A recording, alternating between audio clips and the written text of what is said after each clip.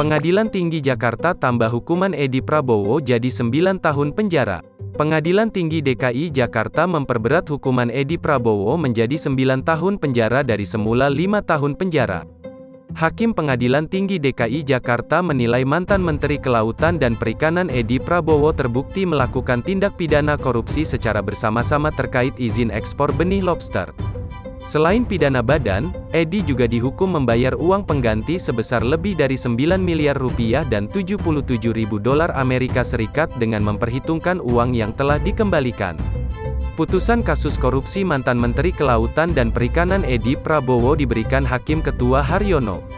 Putusan dibacakan pada tanggal 1 November tahun 2021. Tak hanya memperberat putusan Edi Prabowo, Hakim juga memutuskan untuk memerintahkan jaksa menyita harta benda Edi jika tidak membayar uang pengganti. Tak hanya itu, Majelis Tingkat Banding juga mencabut hak politik Edi selama 3 tahun. Menteri Koordinator Politik Hukum dan Keamanan, Mahfud MD mengapresiasi putusan Hakim Pengadilan Tinggi DKI Jakarta yang memperberat hukuman Edi Prabowo menjadi 9 tahun. Dalam Twitternya Mahfud menulis, "Ini berita baik, mudah-mudahan kesadaran tentang bahayanya korupsi terhadap sendi kedaulatan negara menjadi kesadaran kolektif di Mahkamah Agung."